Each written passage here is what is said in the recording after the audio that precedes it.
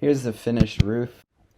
In order to get the rafters to lay flat on the top plate, you need to use a speed square and cut out a notch. I went with a 112 pitch, which is about 5 degrees. I only use a speed square for the first one, and then I use that rafter as a template to mark up all the other ones. So as you can tell, I go up and down a few times with the first rafter just to get it perfectly flush, and then I have a good template for the rest of the rafters.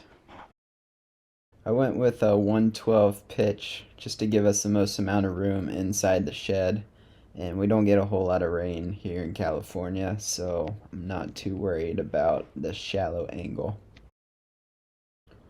I did use some standard hurricane ties that I got from Lowe's just to hold the rafters to the top plate.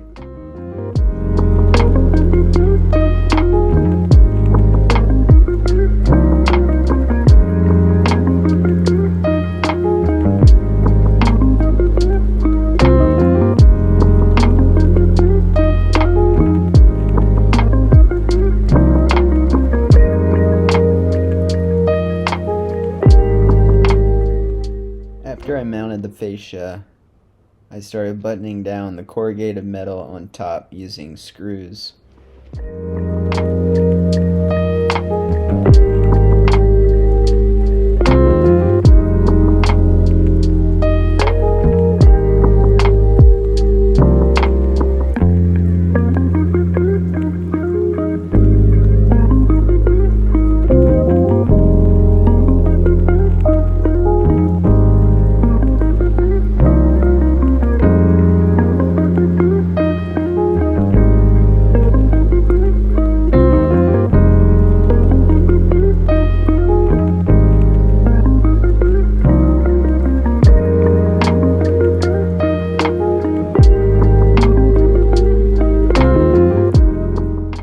Later I decided to add a sunroof to this, so look for that video in the near future.